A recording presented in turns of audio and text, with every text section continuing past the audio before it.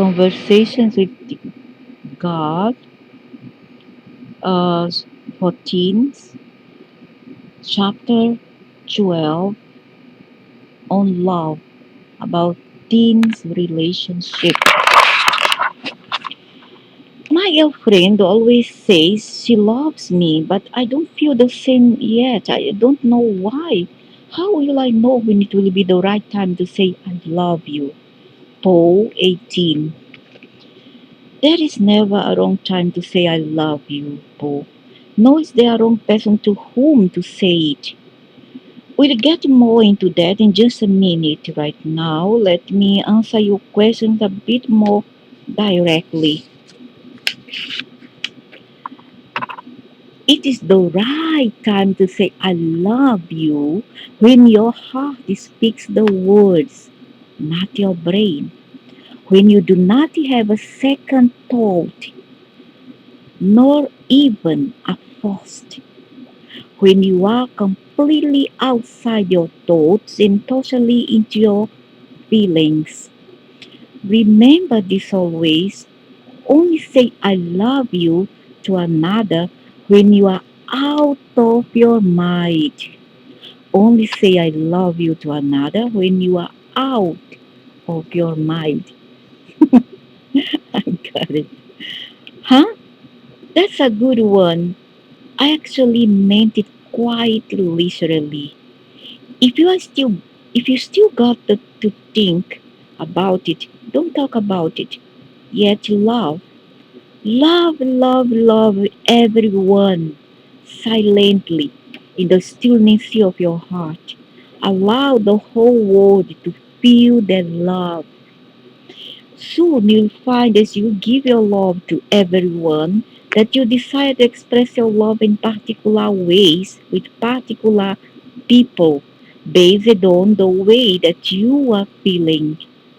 You will experience three expressions in particular, which will define your relationships. Your species has come to call these eras eros, phileo, or phileo, and agape, which is all Greek name. Agape, agapo, sagapo, agapa is all a Greek name, means love, romance, passion, etc. Sagapo. So agape, agape. These are being loosely defined in your day and time as a romantic love, brotherly or family love, and universal love for God and for all humankind and animal kind. Don't forget to include the animals in that. And the plants, the trees also need love, and the plants. These three kinds of love have nothing to do with different quantities of love, but different varieties of love.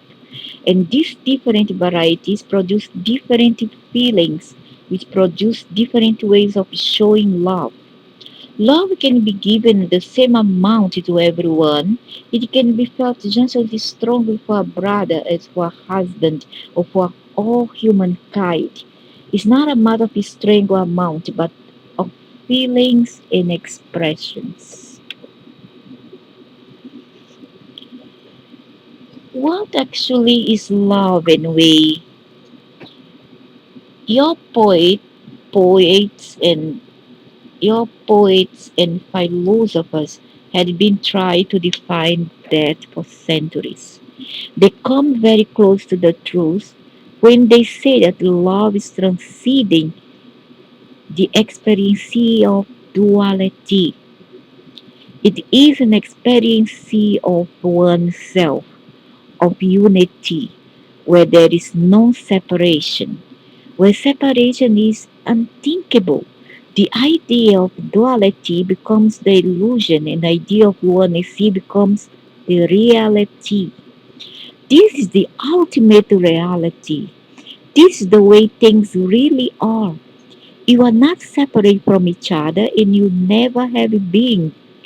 Love is the human urging to prove that and to experience it. You know that you are experiencing love for yourself and for others when you identify everyone's best interest as one. Thanks, that's pretty inspiring, but I'm still wondering how do I know whether what I'm feeling for my girlfriend is lust or love? How do I know whether it is just the XX that I want or something more? When you say just the XX, you make it sound as though this is not enough, that this is somehow wrong. This is the old mindset I was just telling you about. XX for the sake of XX is very bad. It's not okay, they say. You have shamed yourself for having these desires. You have made yourself terribly wrong. This is what has created a lot of the anxiety around XX and all of the guilt. Yet it's a natural desire. I have built it. I have built it into you now. That's what he's saying. Okay, this being this person, not me. I'm not advocating. I'm not advising teens to go around. Especially so those twins and they're 12, 13, 12 above or below 18 to go around and then to to throw themselves into a XX promiscuity kind of activities and to engage in it without protection because we have seen what as a result of all this lust because I know that it's not their fault. We have been teens, we know that uh, hormones the hormones makes our body and our mind going crazy during this time in life. Okay, actually, in a certain phase of the girl's biological bodily cycle. All right, but I think that the girls especially so need guidance on not to engage in premarital sex. I'm not saying that sex after marriage is okay, that you're gonna be bliss, that she's going to enjoy. No, there's a lot of abuse, sexual abuse in marriage that shouldn't be there. There's even rape, yeah, the RAPE word is in marriage, within marriage. And a lot of sexual abuse within marriage. I'm not saying that you should wait for marriage. Rather, what I'm trying to say is that you need to find another outlet and then wait a bit because it's not a shame to be a virgin at the age 21 or 22, 23, 24, or even 50. It's not a shame to be a virgin at this stage. Okay, unless you find the right person. The right person, I mean the person who is really going to synchronize with your attitude, with your character, with your personality. A person who has the same thinking as you, which is very difficult. Maybe I'm in dream or I'm kind of, going to delirium state. Okay, but try to find someone who's gonna respect you and study this person first. See if he is worth of you. Because why I side model girls because the girl is the one who loses the most because she who is the one who's going to carry the babe. So being myself a female, I should side more to the females, right? The boys no, the boys just plant their wild oats and go away. But still, even those boys are being called to paternity court in North America. I'm not saying all over, everywhere around the world. That's not true. But in the United States, yeah, they are doing. They're calling teenagers boy to come for paternity test, for DNA, paternity DNA test to see, to ascertain and make sure whether or not the baby belongs to that boy. Okay, so you see the result. It's always um, predictable. And how to avoid it? We avoid it by take precaution. I know that in the moment of passion, we forget about everything, forget about protection, all that. But you all need protection, okay? And I'm not talking about um, anticonceptional pill because this can damage your biorhythm of your body, your female body. Don't do it, girls. Don't do it. I never did it. I did other methods because you're not ready yet to know the rhythm of your body, natural rhythm. So you need to rely on the help of someone who is adult, maybe your mother, your older sister, in auntie, etc., your grandma, right? Otherwise, if you have to rely on yourself, be careful, take precaution. There's always, that thing there, that condom for the boss to wear. If he says no, then I'm gonna tell you. If you do, because you are a foolish, stupid. I mean, of course, in a way you are young, you don't know better.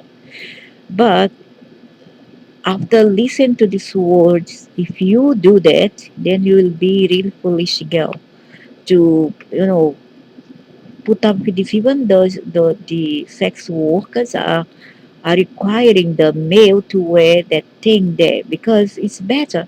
For main thing, it stops sexual diseases. Okay, hepatitis B, and even to acquire the spiritual vibration of the other person, and also it prevents many other things like you acquiring a piece of DNA of your partner.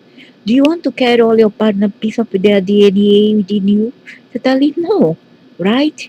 If that DNA come a lot of troubles in your life, and you are very lucky to listen to these words right now, because how many girls out there is lucky enough to listen to these words, and they go around have so many partners. The boys also have so many partners, and what they get in return?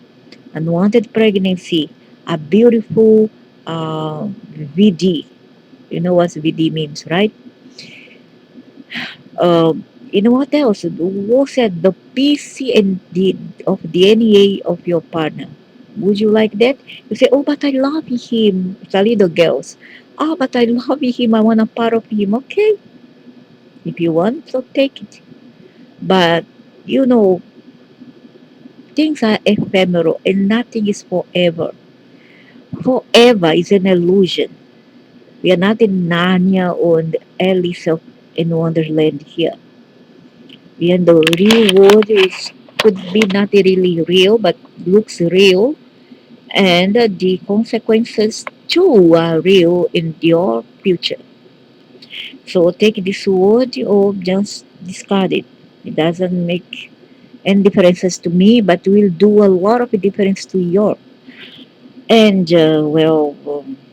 but don't I wouldn't listen to this what this being has to say here. Okay, so I have to correct it. I'm here to correct. Correction. That's my best word. Correction. Anything that's wrong, I must come here, there, and correct. Correction. Object in your honor. So, okay. So, how do I know when it's one or the other with my girlfriend? Last love.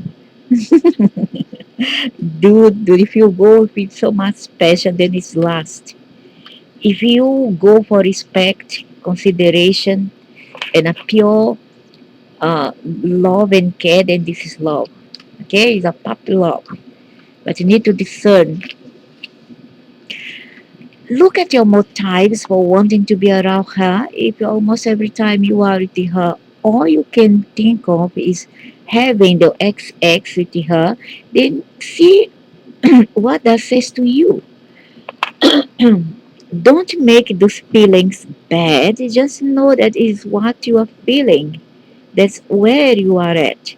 Sexual energy and sexual chemistry can be very strong during the teen years, yeah, because the hormones are all there swirling all time around, especially so on the boys. The girls have their cycle. It's also very natural. This does not mean that all desire with a person is sexy, but it does mean that you are wise to check out your feelings further and to look deeply into what you mean when you say, I love you. So, what do these words I love you mean? What some people have decided they mean is very often much different from what the words actually mean. So, I understand why you would be confused and are wondering when to use them. Much of the human race has decided I love you means I am yours. I belong to you or I own you. Yeah. So you because I love you, you own me something exactly. I you owe me something because I love you. I love you, so do this to me. I love you, so be there by 10 p.m. because I want to, I want to only what happened to XXXX last full way. I love you. I don't want you to go out without telling me because I love you. Otherwise, I'm gonna slap you across the face, or I'm gonna become hysteric about you going around without telling me. Know what I mean? So these are all chantages. These are all um, conditional things that has nothing to do to love, but all about egocentrism, all about um, power over the other person. Yesterday, I was telling my daughter-in-law, okay, she's 33, my son, the older one, is 37, and he doesn't allow her even to go out without his permission, and he has a sidey girlfriend, and she knows it, and she have a bit by it, and she has not a degree, but she has a diploma somewhere, and she doesn't make use of it because she's too dumb. I told her yesterday a lot of the things that they really wake her up. She have been very rude to me while she leave this to me, but that's okay. I have forgiven her. But yesterday I give her a dress down about how to say that word, how submissive she is, and he doesn't allow her to go out, and the three kids doesn't allow even her to visit her mom or her family for her family gatherings and parties. And now that the students are on leaving, the children are on vacation, school vacation, they should go out and have fun. I cannot because I have a tube behind me and I still have to take buys public transport and when I visit them if we groceries on my hands. So that's the most I can do. I cannot go around so much because of, the wounds there behind my back is ulcerated. So I told her yesterday, you know what? People treat you the way you want to be treated. He do that to you because you allow him to. You don't even have to ask him. Just you open the goddamn door and go. Go for your happiness. Be free. Look at me. We are now in 2023. We are not in 90s, anymore. We're not in the 20th century any longer. We are in 21st century. There's no more room for one to possess another, to abuse another.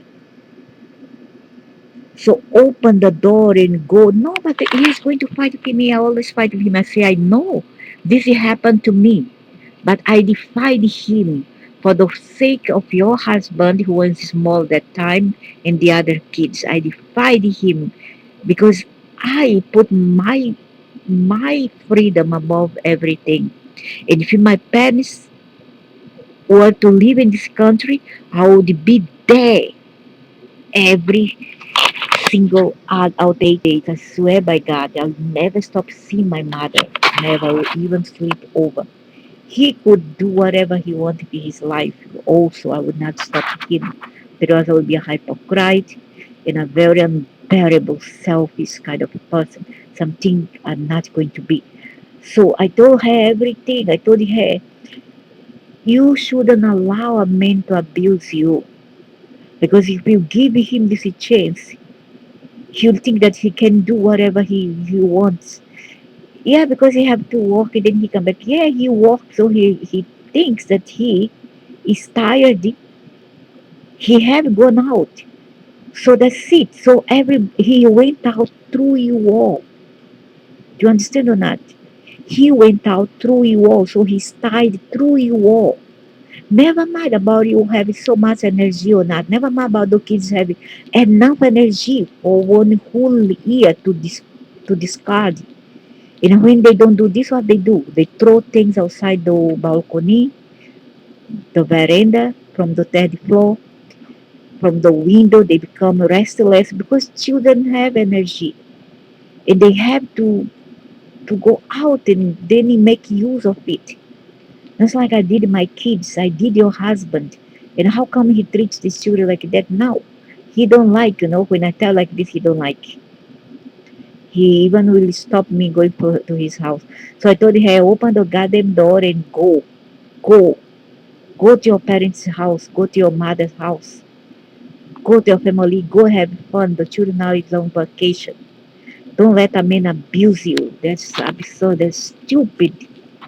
And she's lucky because she have you know, I am ahead my time. I'm not Aquarian. I'm not Aquarian. I'm a Virgo and Aries, and I'm not an Aquarian at all. Okay, I have Sideral Cancer Moon here, Cancer Moon, and Sideral Leo Moon, Leo Sun, Sideral, and Maya in Scorpio. Oh my gosh. And ascendant Leo. So you see, I need freedom. I need freedom. I don't need the limelight, but I need freedom, and I want everybody to have freedom and have fun, just as I do myself. I wish for myself. I say, you know what? If I have to wait for your father-in-law to tell me what to do, I will never even step out of the house on my own. I'm not even going to eat and I take care of myself by buying the things I need. Do you understand? So the freedom starts from you. And I was in a foreign country. She does. I didn't have nobody, no friend, no family. I still don't, and she does. So she's immediate if she don't make use of it. And still scared of a man's threat. And I also tell him, and then he gets very angry to me, not to interfere in his affairs and his family. So what? I'm going to stand by and then allow him to abuse his children and wife? Lucky for her, she now know that she didn't have an Asian mother-in-law like I did, who will always support her son. And it has nothing to do with generation because my mother was born in 1927, a pretty much old school, 1927.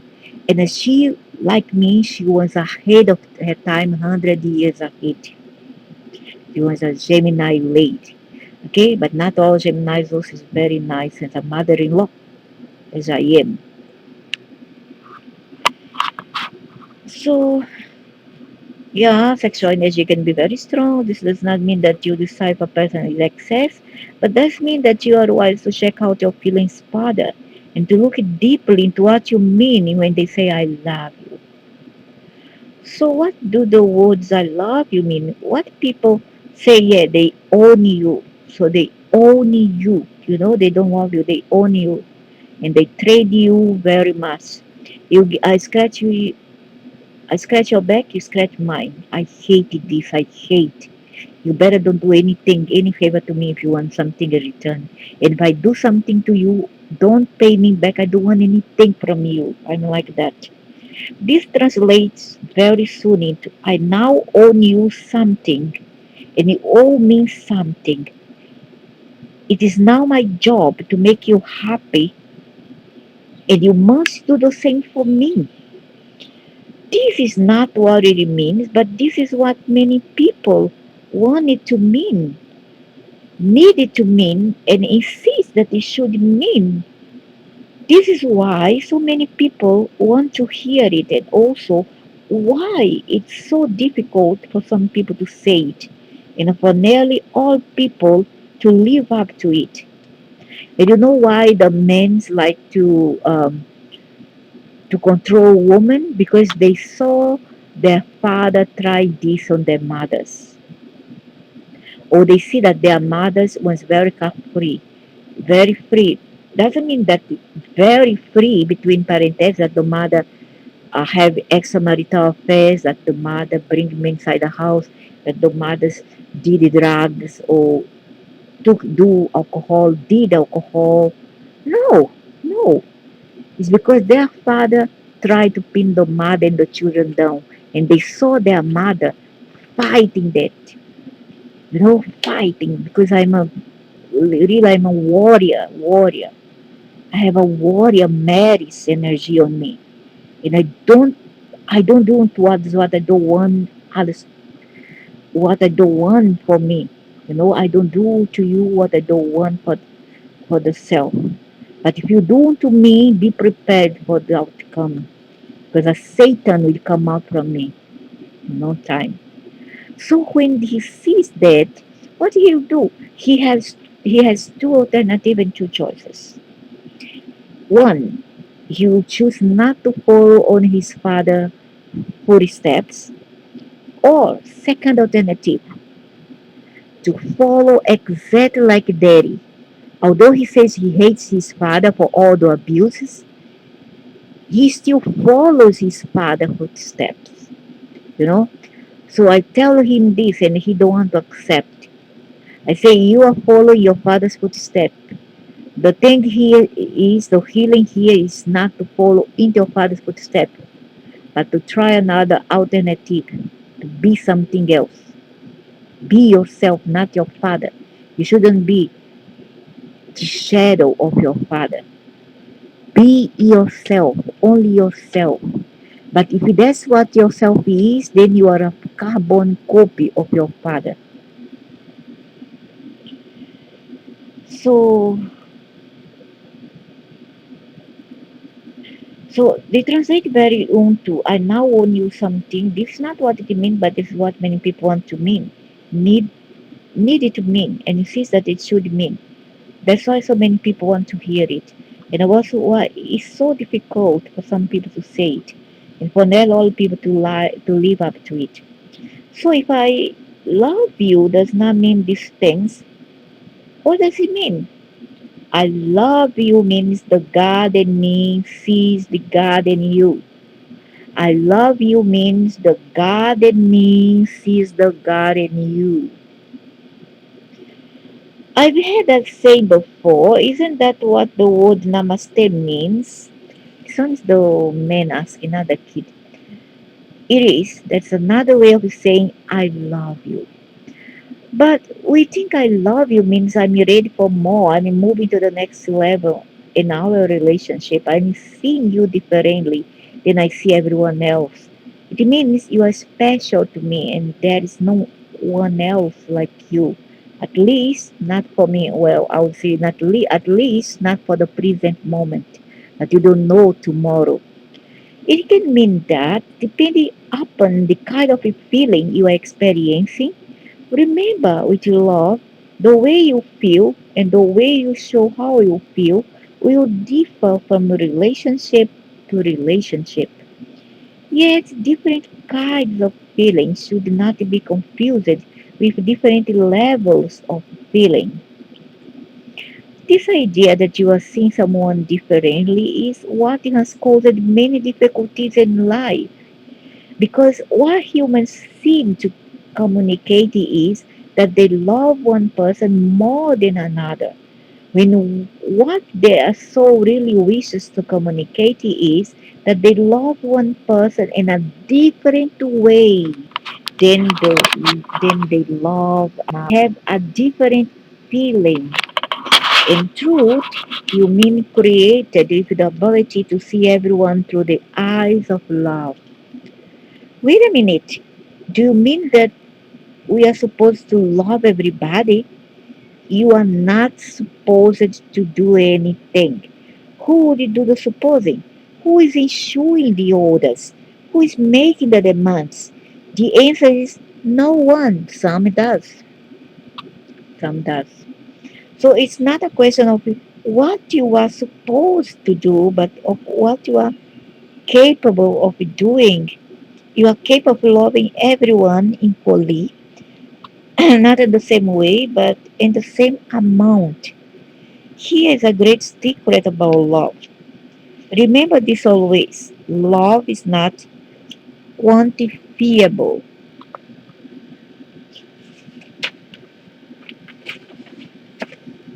Love is not something that you can dole out in different quantities. You cannot love one person a little and love someone else a lot. You either love someone or you don't. Once again, let me say how you feel your love for them is another matter. What demonstrations you make of the love you feel will be a reflection of those feelings, but love itself is not quantifiable. Most human beings imagine that it is, and in fact, that it should be. And this is another big misunderstanding. I shouldn't love my mom more than I love a stranger in Tibet. I shouldn't love my girlfriend more than I love the other girls in school. It's not a question of shoulds or shouldn'ts. Try not to should on yourself, and don't let the other people should on you either.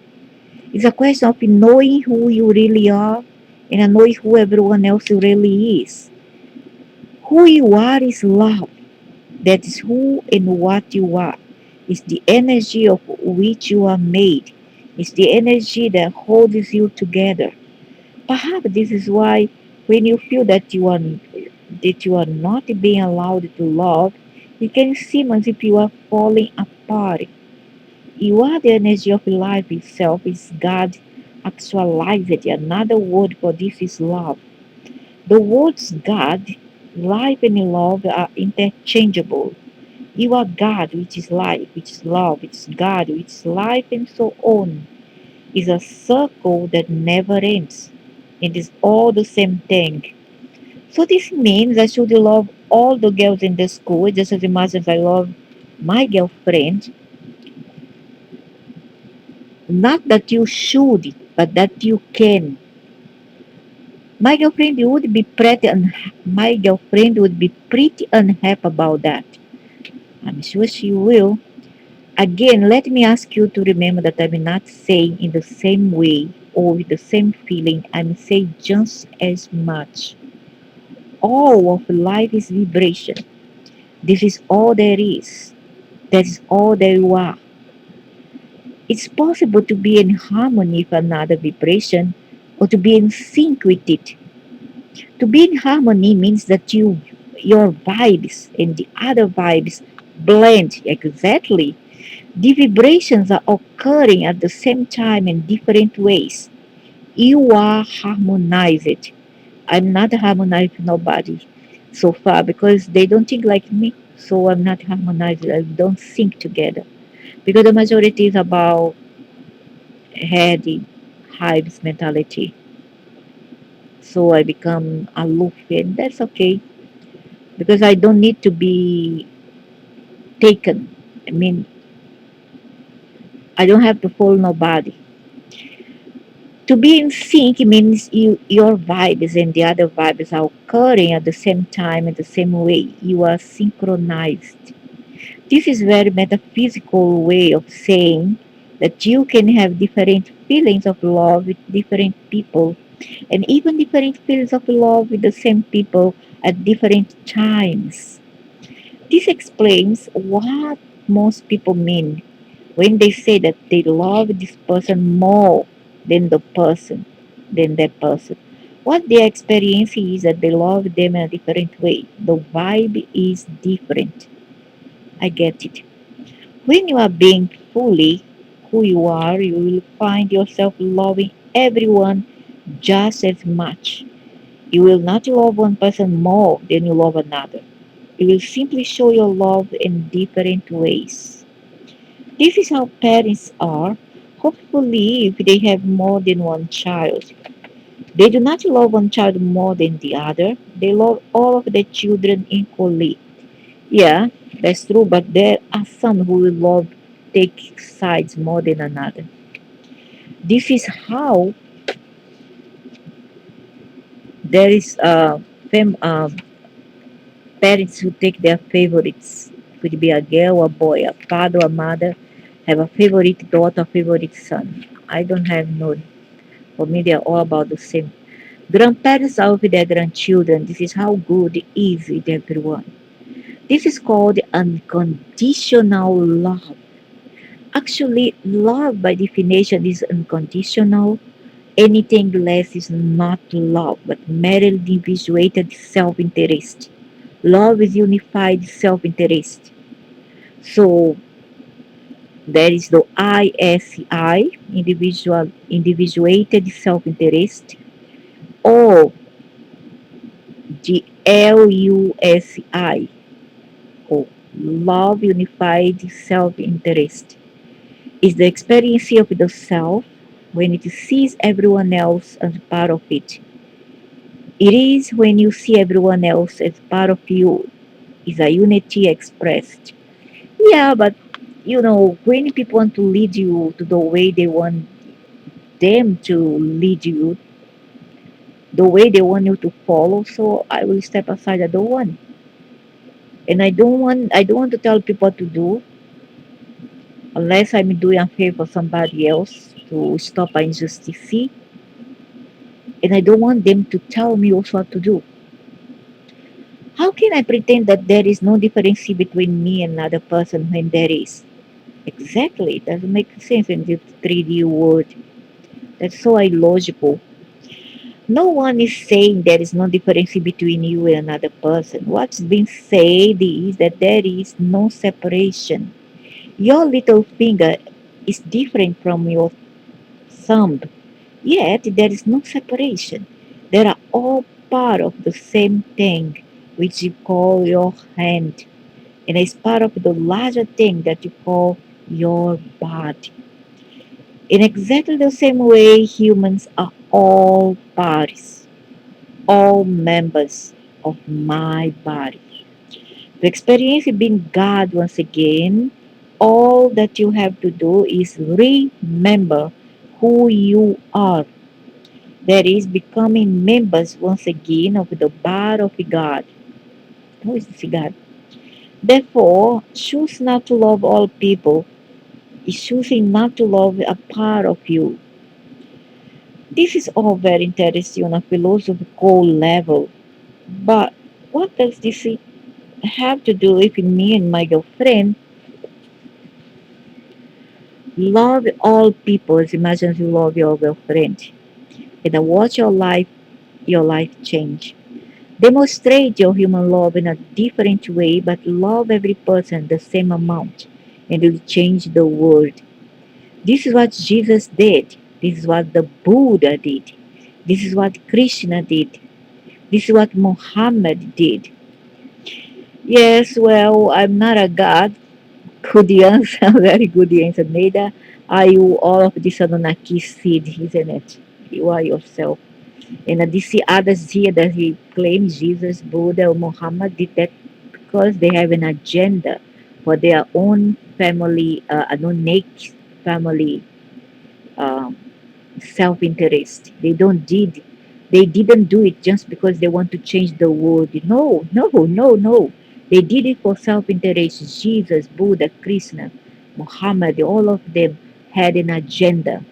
that wants to perpetuate and start a religion industry organization. Bingo.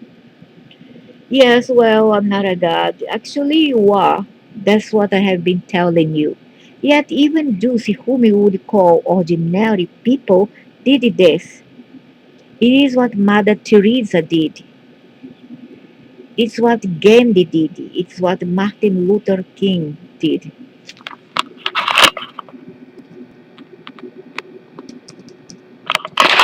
So actually, what this is what I have been telling you. Even Jews who you would call an ordinary people, this is what Mother Teresa did. It's what Gandhi did. It's what Martin Luther King did. Yeah, they did that because they want. Maybe they try for a better word. I don't know, or maybe they have a hidden agenda. I don't know. I'm not a saint either. You are what you say you are. If you say you are not a saint, then you are not by your definition. But my definition you are because I made nothing but sense. So does this mean that I can say I love you to my girlfriend right now? Remember the three core concepts of holistic living. The TCCHL that were just mentioned. First, awareness. Second, honesty. Third, responsibility. If you walk in awareness, you will be very aware of not only what you mean when you say I love you, but of the current meaning that most members of the human race place on this phrase. If you do not mean what you know, they mean by these words. Look to see if it makes sense to say them. Remember this when you say something, most people think that you mean what they mean when they say the same thing. Remember this when you say something, most people think that you mean what they mean when they say the same thing that you have said. It's rarely true that you do mean the same thing, but most people think that you do. It's important to be aware of this. Many people already know this. They let other people think that they want to think about what is being said, even when they know that the other person is not thinking what they are thinking. This is called manipulation. I'm going to repeat because it can be confusing for some people. Many people already know this. They let another people think what they want to think about what is being said. Oh yeah, correct. This manipulation sounds like a Scorpio. Even when they know that they are a Scorpio or a Cancer, even when they know that the other person is not think what they are thinking. This is called manipulation. I hate this word. When you deliberately allow another person to think something that you are not thinking, when you say a thing, is a form of lying. Many humans feel that it is the worst kind of lying because you are not actually saying untrue words. You are simply allowing someone else to draw untrue conclusions. So I'm gonna repeat this because it's very important, okay? Remember this when you say something, most people think that you mean that what they mean when they say the same thing. It's rarely true that you do mean the same thing, but most people think that you do. It's important to be aware of this. These are psycho people. They like to impose and put words into your mouth. Many people already know this. They let other people think what they want to think about what is being said, even when they know that the other person is not thinking what they are thinking. This is called manipulation. When you deliberately allow another person to think something that you are not thinking when you say a thing is a form of lying. Many humans feel that it is the worst kind of lying because you are not actually saying untrue words. You are simply allowing someone else to draw untrue conclusions. If you walk in honesty, you cannot do this. You cannot say something that you know someone else is likely to misinterpret. Therefore, if you can honestly say, I love you to your girlfriend and mean what you know she thinks you mean when you say it, then by all means say it. If you cannot, then do not. Exactly. Many people say I love you because they are so stupid, never mind about their age. They are not a teen. They are late 20s, late 30s, late 40s. But they would say nevertheless because they didn't grow up yet. And they will try to manipulate you with a word that they stupidly think that you would like to hear. You know what I mean? Some people try to manipulate you saying the things that you like to hear. And that is the trademark of the fake person and the manipulative and a scammer, corner artist. So when you deliberate allow another person to think something that you are not thinking when you say a thing is a form of lying.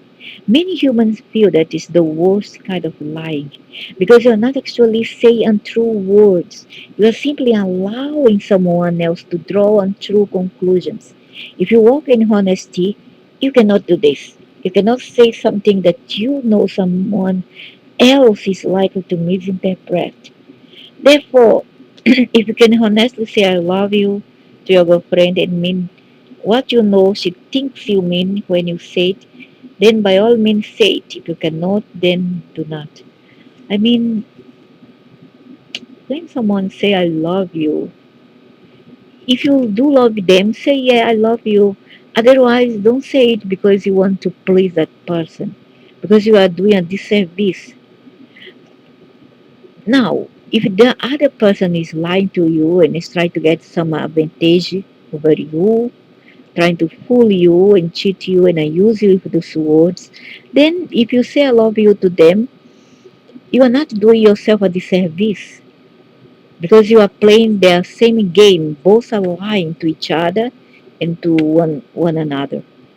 Now, if the other hand, the other person is telling the truth to you and they sincerely mean it and they say I love you to you, if you love them, say, yeah, I love you. Otherwise, don't give them hopes. Don't feed that. Don't feed them. Just tell those rules, even if it hurts, because it's better to to hurt the people with the truth than to deceive them with the lie. In the long run, it's better this way. Even if this love won't last, if you really love that person, yeah, I love you. Even if it doesn't last, okay. But at least for the present, it serves something. It has served something. However, if you don't love them, say it loud and clear. No, I'm sorry. You are a great person. I really appreciate your company. You are a good friend. But I am sorry, I don't feel you that way. But I do love you as a friend, as a brother, as a companion, as a sister. But I don't love you the way you wanted me to. I'm so sorry. Maybe give me some time, but I won't feed you hopes. That's the right message that you give someone in this predicament. Okay? So, how can I know what someone else is thinking? You might try asking them. You might also try saying, I love you, and tell her honestly what that means to you. Clarify the differences between both of your interpretations, if there are any. The Bible says to love your enemies. Now, can a regular person do this? I mean, I guess I understand how saints can do it, But how can a regular person like me do it? Maria 14, Madrid, Spain. The first step in moving to a place of love for everyone, including your enemies, is to move to a place of love for yourself. You cannot give to another what you cannot give to yourself. If you do not love yourself unconditionally, you cannot love another unconditionally. Remember this always. You cannot give to anyone what you do not have to give. So this is the first step to move to a place of love for everyone, including your enemies, is to move to a place of love for yourself. You cannot give to another what you cannot give to yourself. If you do not love yourself unconditionally, you cannot love another unconditionally too. Remember this always. You cannot give to anyone what you do not have to give, because it's to have that you can give. You understand? It's not by give that you receive, but first, before you give somebody something, you need to have that. You need to own that. Therefore, love yourself. See yourself as a perfect, just the way you are. This is how God sees you.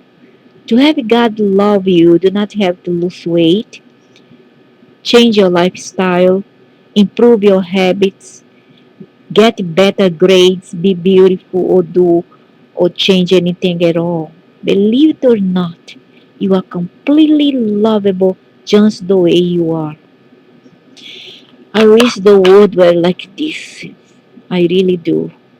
You know, people love one another not because of the conditions, but because they see in another a piece of themselves, or a synchronicity of themselves, or piece of resonance of themselves.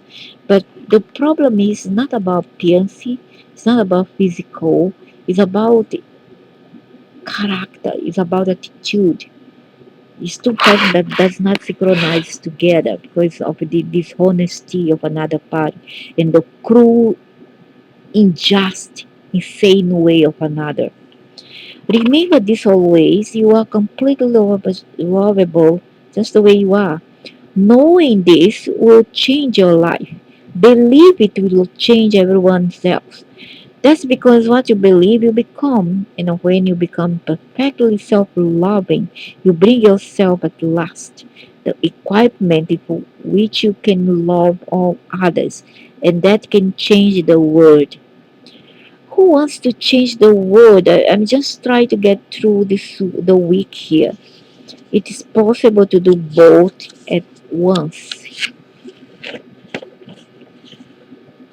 How can I love myself when I see so many parts of myself that I don't like? Nicole, Montreal, Quebec, Canada. Consider the possibility that all the things that you don't like are actually the best parts of you. My faults are the best parts of me. Yes, they are your best character traits. But with the volume turned up perhaps just a notch too high. I don't understand.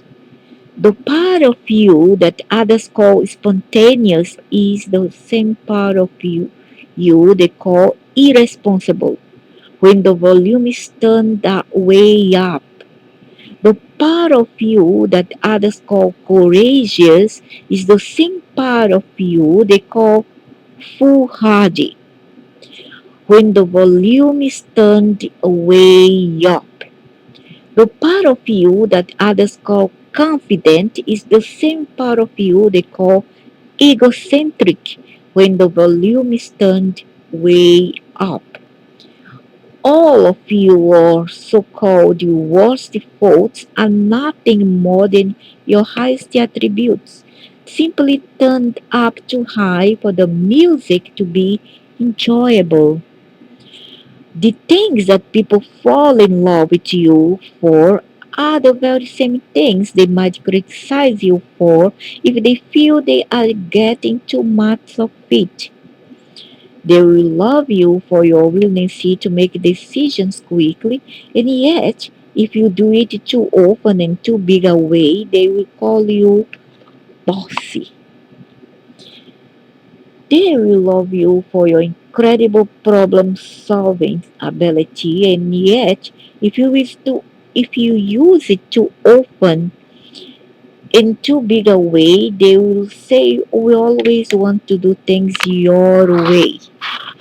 They will love you for your keen sense of humor, and yet, if you display it too often and too big a way, they will accuse you of being flighty and never serious. It's the same part of you that others are loving or criticizing, depending upon where the volume is set. I never thought of it that way. The exciting part about this anxiety is that it means you don't have to change a thing in order to be lovable. You don't have to deny a part of yourself or condemn a part of yourself or throw away a part of yourself. Exactly. To help what other people think of me. You don't have to make it wrong an aspect of who you are and try to fix yourself by making it go away. All you have to do is watch life a little more closely to see which parts of you are appropriate to have shown up at any given time and how big you should let that part of you be just then. What volume should you set? Do you understand? Completely, yes, I get it. Good. It's a great thing to remember the very things people have made you wrong for are the things that they admire in you when they experience them at another time or at a different energy level. What in knowing this mean is that what in knowing this mean is that you can love your whole self again, just as you did when you were a child. This is a great release. It's a wonderful moment of self-denial and self-recovery. It allows you to give you back to yourself. Wow, may be right there the reason I'm reading this book. I mean, so I could get that. It may be indeed. Now, here's the trick. The trick is to walk in a wall and see. Look to see what each moment offers in terms of a chance to give the gift of who you are. See what part of your gift and how much of it would enliven the moment or make it somehow better. And see if there are aspects that could be turned down. And be aware that there are times when the best gift you can give is the space to allow others to give theirs. Correct. This means learning how to let someone else show up in their best way, even though you may think you can do it better. Remember this always. Sometimes the greatest gift you can give is silence. Now, yeah, correct. But when we are interfering in other people's affairs, you cannot choose for them. Let them choose. You can give advice, but the advice per se should not be the way others should lead their lives. Rather than advice, an alternative. Should another change mind, change the ideas.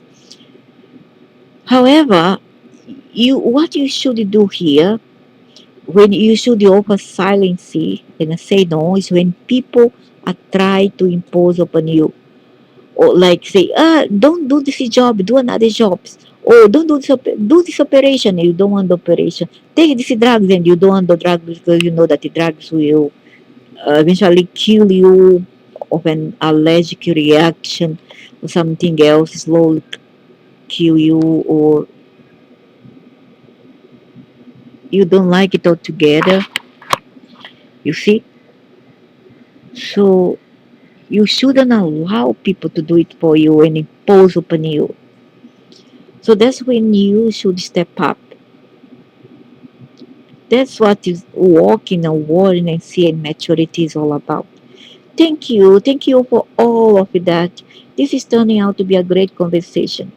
You are welcome. I'm glad we are having it. Why does it always hurt so much to love someone?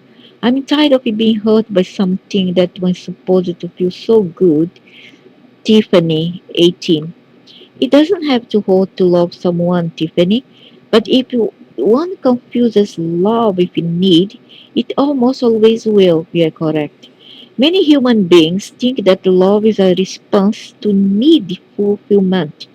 In other words, if you meet my needs, I love you, correct?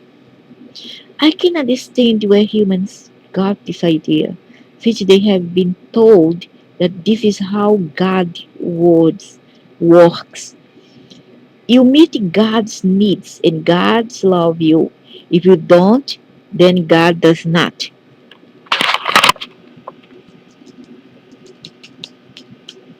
Um,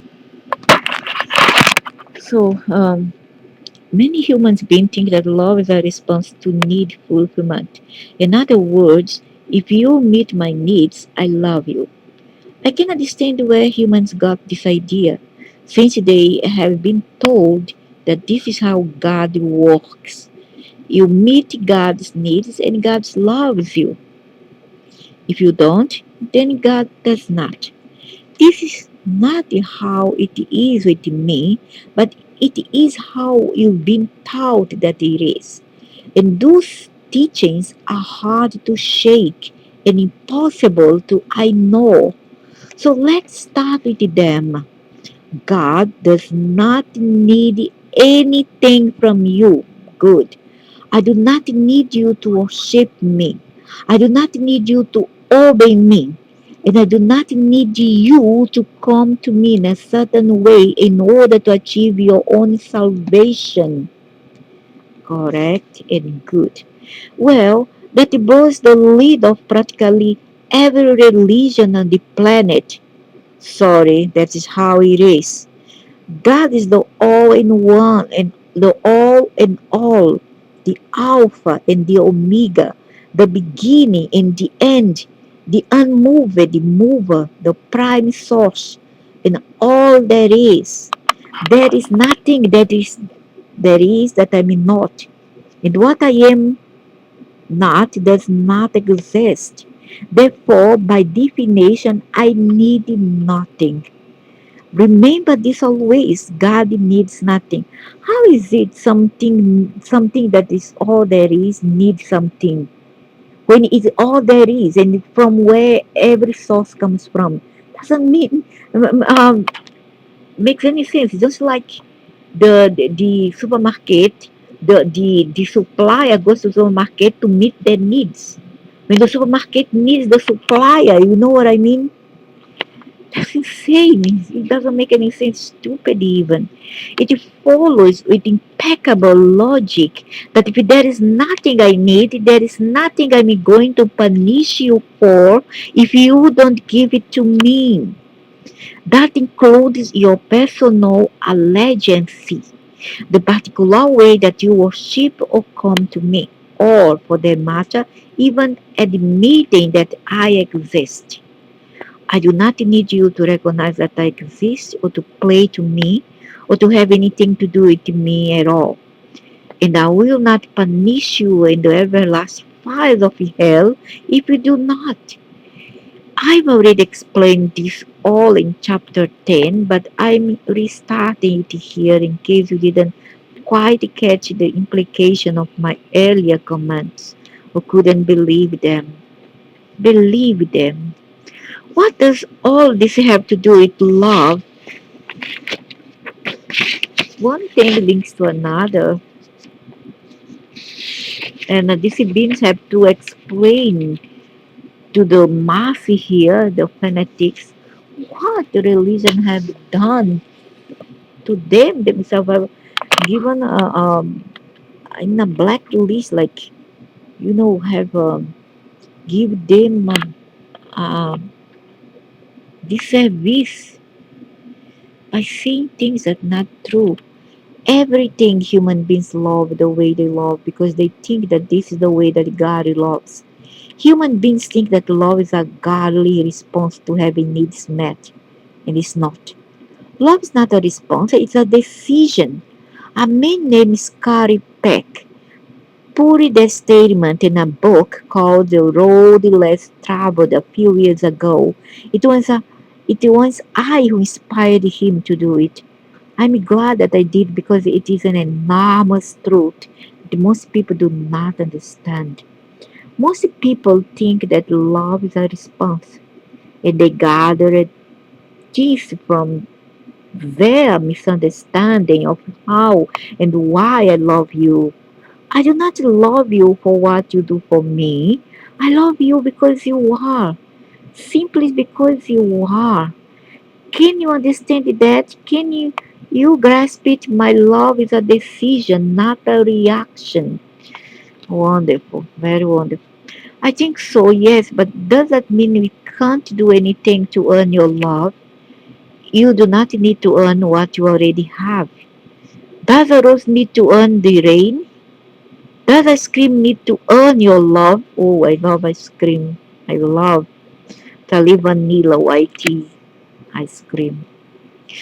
Ice cream does nothing to earn your love. It just is. Ice cream is what it is, and you love it. Think of things this way. You are God's dessert. That is cute. I like that.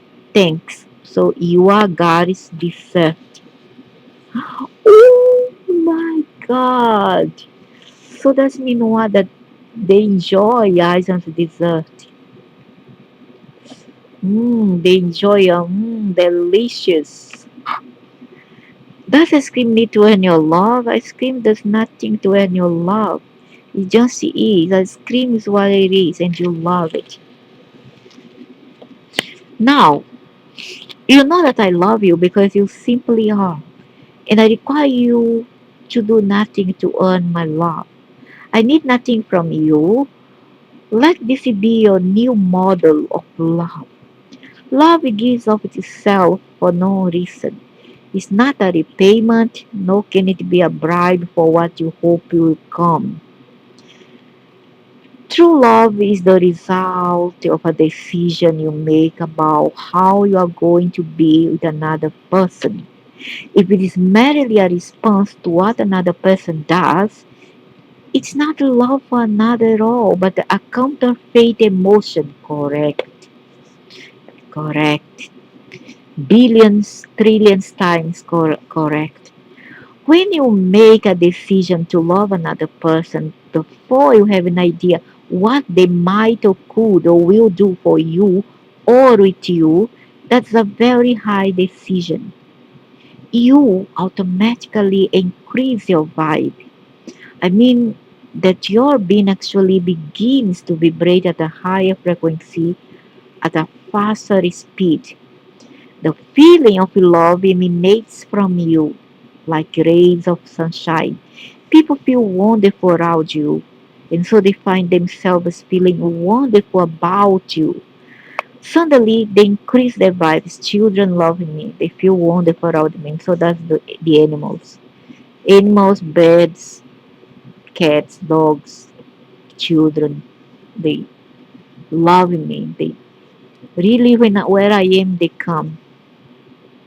Suddenly, they increase their vibes, and then you could find yourself in harmony, I think. And the bars, the kids come to me, the mother scold them because they want the kids to come to me and talk to me and stare at my face. And I go, hello, hello. That's when the heart begins to flutter and the sparks begin to fly. But how can I make a decision to love someone before I know anything about them? Do you love people because of who they are or because of who you are? Correct. Wow, that's a great question. Indeed. And your answer? I've always loved them because of who they are. I guess. Really? Really? I hope so. Really, we should love people for the way they are and not how we wish them to be. Thanks for being so honest. Now, just change your reason for loving them. When you love people because of who you are, you demonstrate that you need nothing from them, that your love is not based on what you can get from them. So at least for the males, males always want something in return for everything. It sickens me out, and then they say this to the female. They say female when have money, males go around spending, want nothing. No, you lie, you lie. You males don't give money for free. They don't. And if they ever do, they throw in your face sooner or later one day. If they give money to a female, they want you to slave for them, cook for them, clean for after them, um, sleep with them, or born them children. They don't do it for nothing. They want something with interest, usually back. And then they complain and whine when the woman wants to choose the husbands because the woman now who are holding the gift turns editor always is off by itself. So and then they whine and complain when the woman turns the table over them and the females who are now holding the pass string, sorry, and is hold the monetary power, uh, refuses accepts or rejects them. They get so angry. And those are usually the disgruntled males, the not so attractive ones, and the bums, the good for nothing, and the not so, handsome ones. Yeah, and they think they are the last cookies in the jar, and they need to come down to earth and realize that they ain't. They aren't. Okay, they really aren't. No, you don't. You just think that you do. There is not a single thing that you need from any other person in order for you to be perfectly happy. Indeed, you have been perfectly happy in many moments of your life without ever having even met half of the people that you now know. Bravo. That's how exactly how I think. We don't need people to be happy. See? So don't say that we are all one. When you say not to in all one, when you say you are not, we are all one, it's because we should don't want what you want for ourselves. Mean don't hurt another. Try to help if you can, but doesn't mean that you needed them to be happy.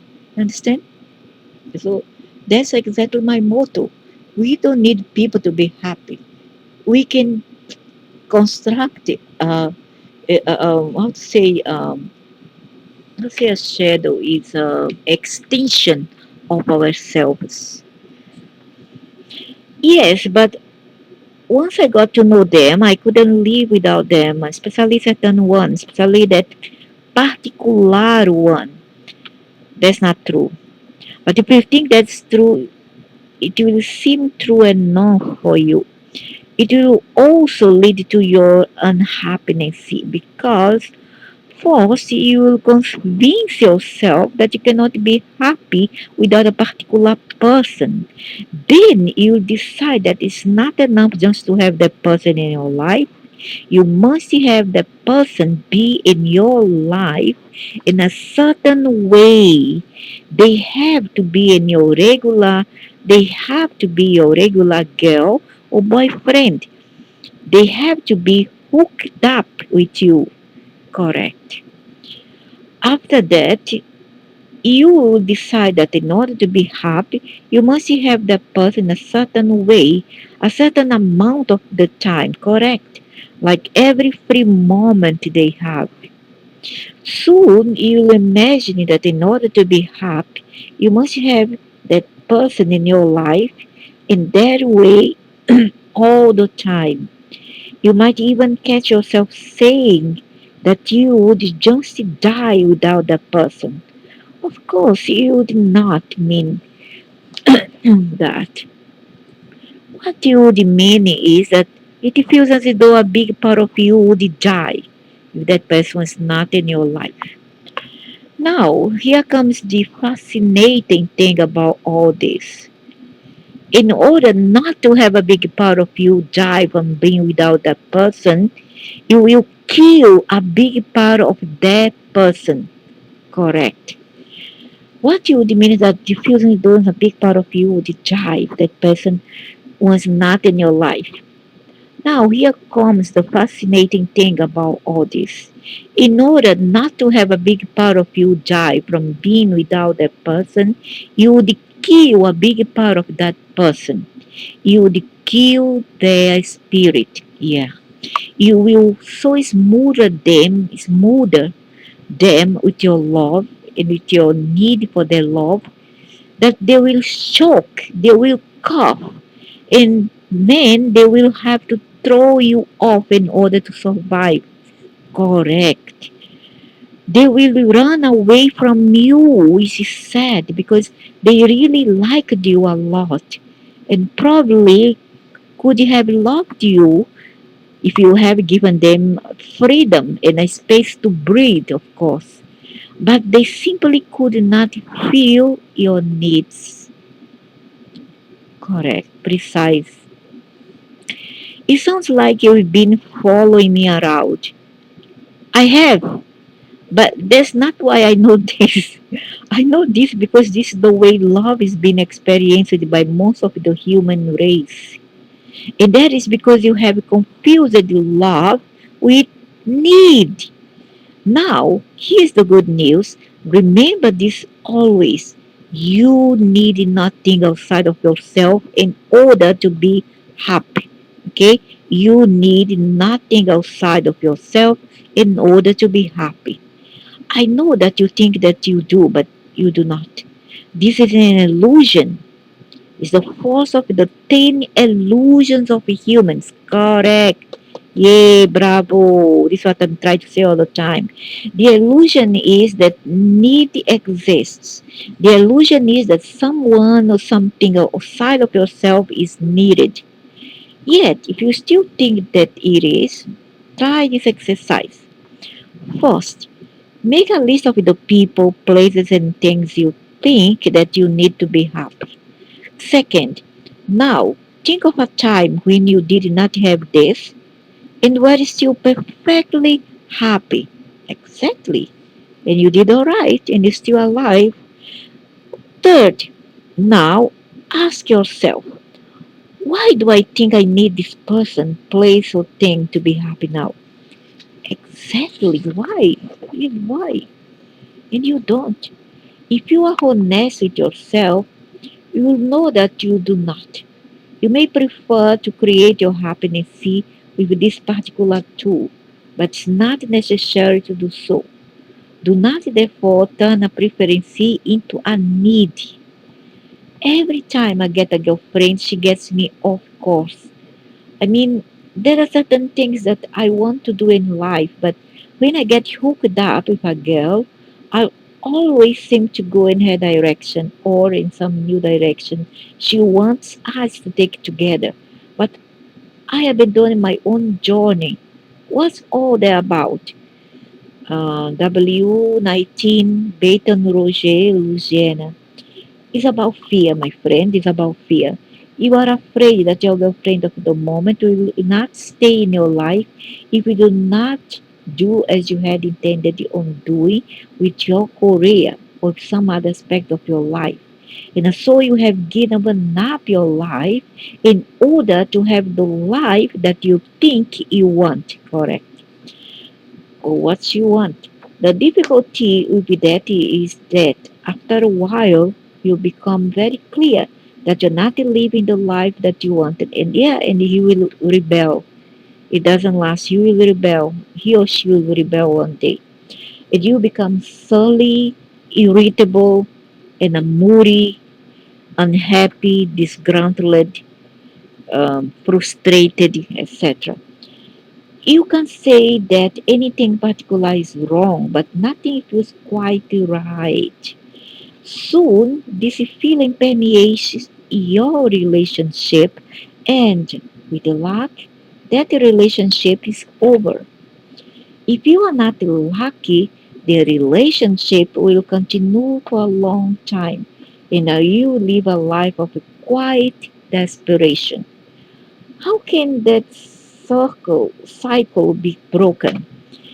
Here are two important questions to ask in life. First, where am I going? Second, who is going with me? Uh-huh. Most people ask themselves these questions at one time or another, but many of them make the mistake of putting your questions in reverse order. So they ask, who is going to me? Where am I going? Correct. That's the people who are not, usually they are young people. They don't have much maturity in life and they are there to learn and they will learn. They will learn as they go. So don't worry. Don't try to push so much thing. Just go with the flow and then you'll learn. Because you're going to have so many experiences, so many other girls or boys in your life that, that thing will be commonplace and be left behind. And unless you are a Cancerian, you will not mourn it. Unless you are Cancerian, you will not mourn about it and just brush that as an inexperience of life. They ask the second question first, or they may have them in a good order when they first meet another. But then they change the questions around so they can get a better answer. If you do either of these things, you may have great difficulty in your relationships. Don't worry. They will learn if you like. So don't need to push the flows. Don't need to go against the tide. Just let it flow, let it go and learn something about it. That's what life is all about. My mom and I have been trying to get a family going, find a partner for my mom and a daddy for me. But What? I don't get it. My mom and I have been trying to get a family going, okay? To find a partner for my mom and a daddy for me. But so far it hasn't worked out. Why? Why should she? Why do you need a stepfather? Why do she need one partner for? Jason 14. Maybe it's not to be. Bravo. Yeah. Why should you try? You are looking for problem in your life and for your son or daughter. Taliso daughter. So many, ex abuse out there in the family. A woman or a man bringing partners inside the house. What does that mean? It means maybe there is perfection things being just the way they are right now. All you have to do is see the perfection. That's all anyone has to do in any of the moments of their life in order to move from unhappy to happy. Just see the perfection. Whatever is happening, whatever is going on, see the perfection. Whatever is not happening that you wish would happen, see the perfection. Well, I find difficulty to see the not happening in my health as perfection. To walk with a pain out in the back, raw, the wound is raw, and the idiots don't want to change unless I go through a very invasive and dangerous surgery because I'm allergic to um, general anesthesia given by previous experiences. And how I see perfection in it? I don't see perfection in it. I see imperfection. So I don't follow it and I don't accept it. It's not true. But in other things that doesn't make so much, let's say, mean in your life, it is commonplace in something that's not very important or relevant. Yeah, see the perfection in it, but not where health is concerned. Health is very crucial things, really, really relevant. You know, nobody can walk into things in pain. It's really, really distressing. Then move to gratitude for it. See a needle inner word of thanks. Why must I say thanks for pain? Why? I won't. totally a 3 months pain. No, hell no. How do I do that? How do I say thanks for a life that is not the way I want? It's exactly pain, obstacles, hurdles, setbacks. Why should you say thanks? It doesn't make no sense. I know that many things said here make sense. It's relevant. But when it comes to it, people suffering, have a health issue, and have things against us, and a lot of corrupted people around. I don't see, I really don't see perfection in it. Much to the contrary. By knowing that it is the way you want it. No, no, it's the way you want it. So you are saying through eyes, not the way we want, the way you want through eyes. At some level, by understanding that there is always a reason at the soul level why your life is the way it is, why things have happened the way they have happened, and why everything that is showing up is showing up. I don't buy that unless you like duality, you like a world of pains, then you may say, then, it makes sense. It gives logic and, it, yeah, it's logical and it makes sense, but another way it isn't. For people who is dead, only dead, being dead, having that, not being, but having that, it's not fun at all. What's the reason? You are a spiritual being and you came to the body to experience who you are, blah, blah, blah, blah. In order to do this, you are in every moment you draw into you the exact and perfect people, places for 40 years. It's okay for 40 months, for 40 years, oh, get lost. And it wants to experience precisely what you came to your physical body to experience. Not forever, demon, not forever. You are in the process of recreating yourself anew in every single moment of now. Yeah, recreate a psychopath, a person with mental disease, is it? A person who become totally like, I would say paranoid. Paranoid, that's not the word, but out of their wits, out of their wits, desperate. You say this already. I am repeating for emphasis. This is why you came here. This is what you are up to. Everything else, no, you are up to. You are up to through eyes. You are up to through eyes. You are up to through eyes. Everything else is an illusion. Yeah, the illusion. The illusion is that we are here to suffer.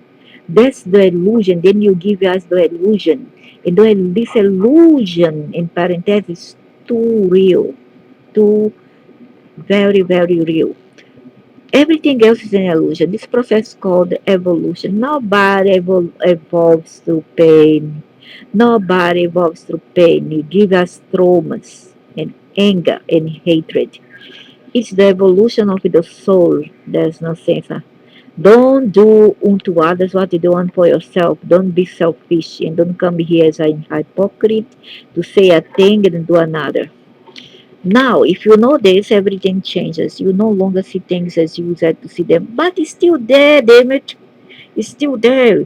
Whether you choose to see it as it really is or as it even is, like an idiot, a drug addicted who pretend that, not say drug addicted to um, essential in the full the deep terms, but I would say like you take like cannabis and you become so out of your wit. You say, "Oh, everything is okay now. I'm so happy. Look at me laugh, ha ha ha." If his intestine all come out from the stomach, it's just a metaphor, okay? So it's the same. What I'm trying to say is that people shouldn't be so stupid and like be in an illusion or deluded to thinking that they are okay when they aren't. That's stupid. It only makes whoever um, bring these open people feeling better about themselves, about the rubbish, the nonsense, the poop that they bring to others' lives. The evolution what, man? That's nonsense. Now, if you know this, everything changes. You no longer see things as you used to see them. You no longer experience tragedies as tragedies, but as opportunities. I don't see opportunity as the tragedies.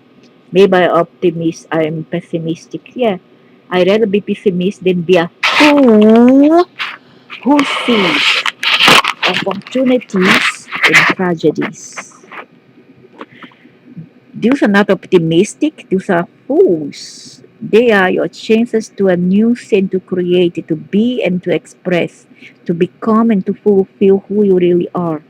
The whole world has been created as a stage on which you may do that. Actually, the entire universe is that stage, and your earth is a part of it on which you stand. This means, and on X, of course, would say the optimist, the pessimist sees tragedies, sees tragedy and yeah, and difficulties, and the optimistic sees opportunities and tragedies. Yeah, those ones, that ones, what they call the opportunists, because they are opportunists. The opportunists sees opportunities and tragedies because they kind of, they take advantage of the other sufferings. Those are the opportunistics. Opportunistic. So these are not like this say these things so as to justify their doings. And there's a lot of opportunity here. Want to earn 50,000, 10,000 profits, commission in, you know, in certain thing that they think gonna heal somebody else. When in fact they are poisoning the people, they are killing them. Not me, not this mama here who is very smart. Not me. I'm not a herd. And when I tell this to them, they get angry at me, they get irritated. Everybody get irritated. Oh, go to hell, man. Why should so I say, you do for me? You go in my place, do for me. No, but it's about you. No, it's not about me. I'm fine. If I even have to die, remove this tube. It's my body, it's my life, not yours. Do you understand? So why don't you take that drugs for me, hey? Why don't you do that operation for me? Why don't you? They get so angry, especially certain people who are so egocentric, who don't like to lose weight. You know them, the grace aliens. When are you going to send me someone who will love me and see me for everything that I am? My kicks, flaws, etc. The way I look at everyone and appreciate them. Carrie, 19. Poor Carrie, you have a long way to go, honey. I have sent you someone, Carrie. Me. Oh my God, he's so egocentric. I have sent you someone, Carrie. Me. Ugh, yeah. Well, God, I appreciate that, but what I would also appreciate is another human being in my life to share my days and nights with me. And then he'll say again, take me, choose me, because, maybe they'll come at night and come as succumbers, who knows. Now you see, I bring my negative part in me, and that's good, my shadow now to face, because I cannot stand all this nonsense. So yeah, they will bring succumbers, the incumbents for the male, the succumbers for the girls. I know that, I understand that, and I'm going to tell you how to find that. Great. Simply be what you are looking for. Be what I'm looking for. Yes, instead of searching for someone to love, be someone who could be loved. Send what you wish to receive. Be what you wish to experience. This is the greatest secret in all of life. Be what you are looking for, and what you are looking for will find you. Everyone is looking for the same thing. Do not therefore be the searcher. I'm not looking for what other people are looking. Come on. Nonsense. Garbage.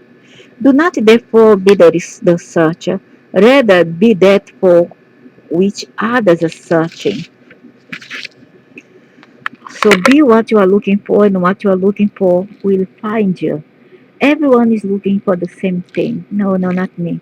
Do not therefore be the searcher. Rather be that for which others are searching. I don't think that they are searching in something that I merit to give them, because we don't think together. Many people think differently.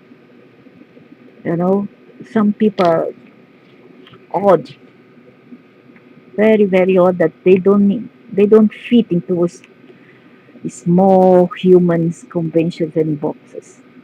So that is all for now for chapter, if I don't make a mistake, chapter 12. Yeah, that's all for now.